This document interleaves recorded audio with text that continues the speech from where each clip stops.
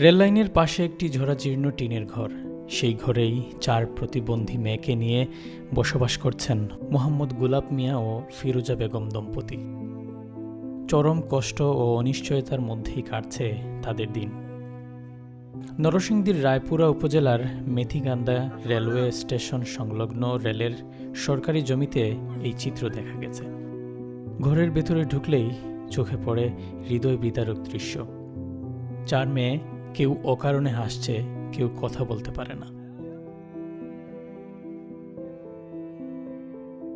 আবার কারো হাত পা বেঁধে রাখতে হয়।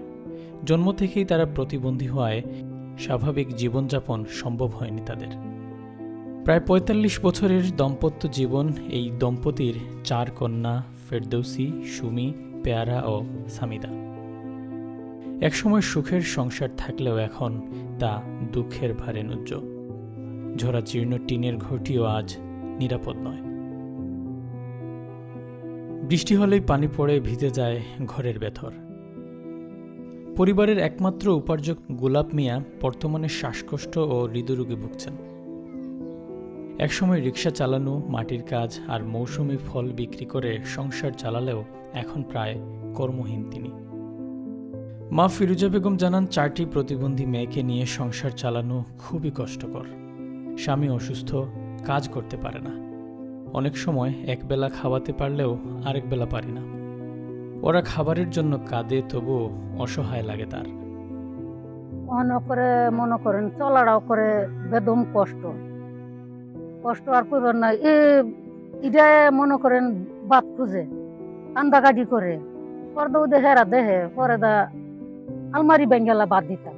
অনেক বাদ নাই, আমি নিজে না খাই তুই মেয়েরে খাওয়াই, যেটা থাকে এটা খাওয়াই। এরপরে দা মেয়ে ইচ্ছার মধ্যে কান্দে বাদ দিতাম বাদ কুচি দিম। পরে দা মাঝে মাঝে জি দুটে মারি গড়ে দা খালি পানি ভরে।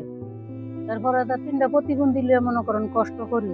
সাইডা মেয়ে একটা মেয়েরে কিছু ভর্তি ভর্তি করাই, কিছু অন্ধ দিতাম পারি না। অনেকটা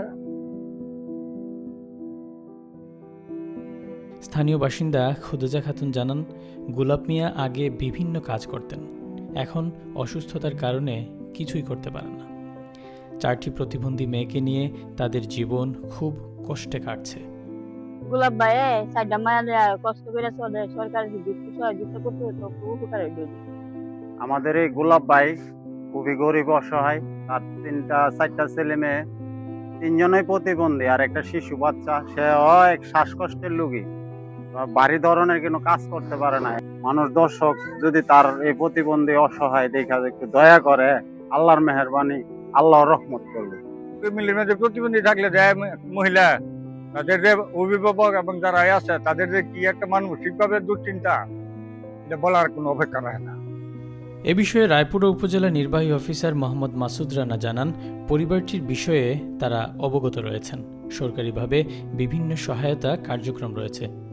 তারা আবেদন করলেই যাচাই বাছাই করে প্রয়োজনীয় সহায়তা দেওয়া হবে। আমাদের কিন্তু প্রতিবন্ধী ভাতা একটা চালু আছে সরকারি সামাজিক নিরাপত্তা মিশনের আওতায়, এটি সমাজসেবা অধিদপ্তরের মাধ্যমে প্রদান করা হয়। গোলাপ মিয়ার পরিবারকে নিশ্চয়ই এই প্রতিবন্ধী ভাতা, কারণ গত বছর আমরা যতগুলো প্রতিবন্ধী ভাতার জন্য আবেদন পেয়েছি সবাইকে অ্যাকোমোডেট করা হয়েছে। যেমন হুইল চেয়ার হতে পারে, সেলাই মেশিন অথবা অন্য কোনো সাহায্য সহযোগিতা লাগে, সেটি প্রশাসনের কাছ থেকে চাইলে সেটি আমরা দিব। 4 প্রতিবন্ধী কন্যাকে নিয়ে এই অসহায় দম্পতির জীবন এখন অনিশ্চয়তার দোলাচলে। এলাকাবাসীর প্রত্যাশা, সমাজ ও রাষ্ট্রের সহানুভূতি ও সহায়তা পেলে তাদের জীবনে কিছুটা হলেও স্বস্তি ফিরবে।